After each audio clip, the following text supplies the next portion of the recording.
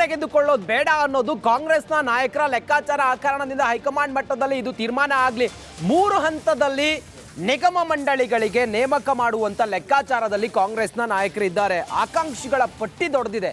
ಆ ಕಾರಣದಿಂದ 3 ಹಂತದಲ್ಲಿ ಮೊದಲ ಹಂತದಲ್ಲಿ ಶಾಸಕರನ್ನ ಪರಿಗಣಿಸ್ತಾರೆ. ನಿಗಮ ಮಂಡಳಿಗೆ ಮೊದಲ ಹಂತದಲ್ಲಿ ಶಾಸಕರ ನೇಮಕ. ದೆಹಲಿಯಲ್ಲಿ ಡಿಸಿಎಂ ಡಿಕೆ ಶಿವಕುಮಾರ್ ಅವರು ಹೇಳಿಕೆಯನ್ನು ಕೊಟ್ಟಿದ್ದಾರೆ. ಸಾಧ್ಯ ಆದರೆ ಕೆಲವು ಕಾರ್ಯಕರ್ತರಿಗೂ ಕೂಡ ಈ ಹಂತದಲ್ಲಿ ಸ್ಥಾನ ಸಿಗಬಹುದು. ಸಾಧ್ಯ ಆಗದೇ ಇದ್ರೆ ಮುಂದಿನ ಹಂತದಲ್ಲಿ ಅವಕಾಶವನ್ನ ಕೊಡೋ ಬಗ್ಗೆ ತೀರ್ಮಾನವನ್ನ ಮಾಡ್ತೀವಿ ಅನ್ನೋದನ್ನ ದೆಹಲಿಯಲ್ಲಿ ಡಿಸಿಎಂ ಡಿಕೆ ಶಿವಕುಮಾರ್ ಹೇಳಿದ್ದಾರೆ. ಖಂಡಿತ ಖಂಡಿತ ಮಾಡಲೇಬೇಕಲ್ಲ. ಎಷ್ಟು ದಿನ ನಾವು ಇಟ್ಕೊಳ್ತೇವೆ. ಮೊದಲ ಹಂತದಲ್ಲಿ ಎಷ್ಟು ನಿಗಮ ಮಂಡಳಿಗಳನ್ನ ಭರ್ತಿ ಮಾಡಲಾಗುತ್ತೆ ನಾನು ಹೇಳೋಕ್ಕಾಗಲ್ಲ.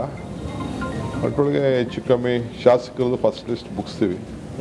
ಕೆಲವು ವರ್ಕರ್ಸು ಆದರೆ ವೆಲ್ಕಮ್ ಟು ಸಿಂಪಲ್. ಒಟ್ಟು ಎಷ್ಟು ಹಂತದಲ್ಲಿ ನಿಗಮ ಮಂಡಳಿಗಳನ್ನ ವಿಸ್ತರಣೆ ಮಾಡ್ತಾರೆ ಅಂತ? 3 ಹಂತ. ಮಿನಿಮಮ್ 3 ಹಂತ ಮಾಡಬೇಕು. ಖಂಡಿತ ಖಂಡಿತ ಮಾಡಲೇಬೇಕಲ್ಲ. ಎಷ್ಟು ದಿನ ನಾವು ಇಟ್ಕೊಳ್ತೇವೆ. ಮೊದಲ ಹಂತದಲ್ಲಿ ಎಷ್ಟು ನಿಗಮ ಮಂಡಳಿಗಳನ್ನ ಭರ್ತಿ ಮಾಡಲಾಗುತ್ತೆ ನಾನು ಹೇಳೋಕ್ಕಾಗಲ್ಲ. ಒಟ್ಟೊಳಗೆ ಹೆಚ್ಚು ಕಮ್ಮಿ ಶಾಸಕರದ್ದು ಫಸ್ಟ್ ಲಿಸ್ಟ್ ಮುಗಿಸ್ತೀವಿ. ಕೆಲವು ವರ್ಕರ್ಸು ಆದರೆ ನಮ್ಮ ಪ್ರತಿನಿಧಿ ಬಸವರಾಜ ಮತ್ತಷ್ಟು ಮಾಹಿತಿಯನ್ನ ಕೊಡ್ತಾರೆ. ಲೈವ್ ಕನೆಕ್ಟ್ ಆಗಿದ್ದಾರೆ. ಬಸವರಾಜ, ಈಗ ನಿಗಮ ಮಂಡಳಿ ಆಯ್ಕೆ ವಿಚಾರ ಎಳ್ಕೊಂಡು ಹೋಗ್ತಾನೆ ಇದ್ದಾರೆ. ಆದರೆ ಹೈಕಮಾಂಡ್ ಮಟ್ಟದಲ್ಲಿ ಈಗ ಈ ಹೊತ್ತಿಗೆ ಏನಾದರೂ ಫೈನಲ್ ಆಗಬಹುದಾ? ಹೈಕಮಾಂಡ್ನಲ್ಲಿ ಇದು ಎಲ್ಲವೂ ಕೂಡ ಒಂದು ಇತ್ಯರ್ಥ ಆಗುವಂಥ ಸಾಧ್ಯತೆ ಇದೆಯಾ? ಏನೆಲ್ಲ ಚರ್ಚೆ ಇದೆ ಬಸವರಾಜ್? ಖಂಡಿತ ರಂಜಿತ್, ಕಳೆದ 2 ತಿಂಗಳಿಂದ ನಿಗಮ ಮಂಡಳಿ ಹಂಚಿಕೆ ವಿಚಾರವಾಗಿ ಸಾಕಷ್ಟು ಗೊಂದಲ ರಾಜ್ಯದಲ್ಲಿ ಇದೆ. ಕಾಂಗ್ರೆಸ್ನಲ್ಲಿ ಕೂಡ ಸಾಕಷ್ಟು ವ್ಯತಿರಿಕ್ತ ಹೇಳಿಕೆಗಳು ಬರ್ತಾ ಇದ್ದಾವೆ. ಈಗಾಗಲೇ ಪಟ್ಟಿಯನ್ನು ಫೈನಲ್ ಮಾಡಿ ಕಳಿಸಿದ್ರು ಕೂಡ ಅದನ್ನು ಅಂತಿಮಗೊಳಿಸುವಂಥ ಕೆಲಸವನ್ನು ಹೈಕಮಾಂಡ್ ಮಾಡಿರಲಿಲ್ಲ. ಆದರೆ ಈಗ ಅಧಿವೇಶನ ಸಂದರ್ಭದಲ್ಲಿ ಕೆಲವೊಂದು ಶಾಸಕರು ನೇರವಾಗಿ CM ಮತ್ತು DCM ಬಳಿ ಅಸಮಾಧಾನ ವ್ಯಕ್ತಪಡಿಸಿದ್ದಾರೆ. ನಮಗೆ ಇನ್ನೂ ಸ್ಥಾನಮಾನ ಹಂಚಿಕೆ ಮಾಡ್ತಾ ಇಲ್ಲ ನೀವು ಅನ್ನುವಂಥ ಒಂದಷ್ಟು ಅಸಮಾಧಾನ ವ್ಯಕ್ತವಾದ ಹಿನ್ನೆಲೆಯಲ್ಲಿ ಈಗ ನೇರವಾಗಿ ದೆಹಲಿಗೆ DCM ಮತ್ತು CM ಪ್ರಯಾಣವನ್ನು ಬೆಳೆಸಿದ್ದಾರೆ. ಪ್ರಮುಖವಾಗಿ ನಿಗಮ ಮಂಡಳಿ ಹಂಚಿಕೆ ಆಗಿರಬಹುದು, ಈಗಾಗಲೇ ಶಾಸಕರಿಗೆ ಮೊದಲನೇ ಪಟ್ಟಿಯಲ್ಲಿ ಕೊಡ್ತಾರೆ ಅನ್ನುವಂಥದ್ದು ಈಗಾಗಲೇ ಬಹುತೇಕ ಫೈನಲ್ ಆಗಿದೆ. ಆ ಲಿಸ್ಟನ್ನು ಅನೌನ್ಸ್ ಮಾಡಿಸುವಂಥ ಕೆಲಸವನ್ನು ದೆಹಲಿಯಲ್ಲಿ ಮಾಡ್ತಾರೆ. ಇದ್ರ ಜೊತೆಗೆ KPCC ಪುನರ್ರಚನೆ ಆಗಬೇಕಾಗಿತ್ತು. ಈಗಾಗಲೇ 3 ತಿಂಗಳಿಂದ ಅದರ ಹೆಸರುಗಳು ಓಡಾಡ್ತಾ ಇದ್ದಾವೆ. ಆದರೆ ಪುನರ್ರಚನೆ ಆಗೋಕ್ಕೂ ಕೂಡ ಇನ್ನೂ ಅಂಕಿತ ಬಿದ್ದಿಲ್ಲ.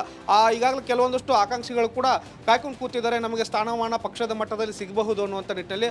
ಆದರೂ ಕೂಡ ಇನ್ನವರಿಗೆ ಸ್ಥಾನ ಸಿಕ್ಕಿರದೇ ಕಾರಣಕ್ಕಾಗಿ KPCC ಪುನರ್ರಚನೆ ಲೋಕಸಭಾ ಚುನಾವಣಾ ದೃಷ್ಟಿಯಿಂದ ಮತ್ತು ಕಾಸ್ಟ್ ಕಾಂಬಿನೇಷನ್ ದೃಷ್ಟಿಯಿಂದ ಕೂಡ ಬಹಳ ಕಾಂಗ್ರೆಸ್ಗೆ ಅನುಕೂಲಕರವಾಗುವಂಥ ಒಂದು ವಾತಾವರಣ ಸೃಷ್ಟಿ ಮಾಡಿಕೊಡುತ್ತೆ. ಆ ನಿಟ್ಟಿನಲ್ಲೂ ಕೂಡ ಒಂದಷ್ಟು ಪ್ರಯತ್ನಗಳು ಈಗೊಂದು ದೆಹಲಿ ಭೇಟಿಯಲ್ಲಿ ಆಗುತ್ತೆ ಅನ್ನುವಂಥ ಲೆಕ್ಕಾಚಾರಗಳಿದ್ದಾವೆ. ಜೊತೆಗೆ ಲೋಕಸಭಾ ಚುನಾವಣೆಗೆ ಅಭ್ಯರ್ಥಿಗಳನ್ನು ಕೂಡ ಅನೌನ್ಸ್ ಮಾಡಬೇಕಾಗಿದೆ. ಜನವರಿ ಅಂತ್ಯಕ್ಕೆ ಮೊದಲ ಪಟ್ಟಿ ಬಿಡುಗಡೆ ಮಾಡಲಾಗುತ್ತೆ ಅನ್ನುವಂತಹ ಮಾಹಿತಿಗಳಿದ್ದಾವೆ. ಅದಕ್ಕೂ ಕೂಡ ಒಂದಷ್ಟು ಸಿದ್ಧತೆಗಳು ಆರಂಭ ಆಗಬೇಕಾಗಿದೆ. 15 ಕ್ಷೇತ್ರಗಳಲ್ಲಿ ಅಭ್ಯರ್ಥಿಗಳನ್ನು ಘೋಷಣೆ ಮಾಡೋದಾದರೆ ಅವರಿಗೆ ಯಾವ ರೀತಿ ಸನ್ನದ್ಧರಾಗಬೇಕು ಅನ್ನುವಂಥ ಒಂದಷ್ಟು ಸೂಚನೆಗಳನ್ನು ಕೊಡಬೇಕಾಗಿದೆ. ಅದರಿಂದ ಒಂದಷ್ಟು ಸಲಹೆಗಳನ್ನು ಹೈಕಮಾಂಡ್ ನಾಯಕರಿಂದ ಕೇಳ್ಕೊಂಡು ಬರ್ತಾರೆ. ಮೊದಲಿಗೆ ಈ ಒಂದು ನಿಗಮ ಮಂಡಳಿ ಪಟ್ಟಿ ಏನಿದೆ ಅದನ್ನು ಫೈನಲ್ ಮಾಡಿಸುವಂಥ ಕೆಲಸವನ್ನು CM DCM ಒಂದು ನಾಳೆ ಅಥವಾ ನಾಡಿದ್ದು ಮಾಡ್ತಾರೆ. ಓಕೆ ಬಸವರಾಜ್, ಥ್ಯಾಂಕ್ ಯು ಮಾಹಿತಿಗಾಗಿ.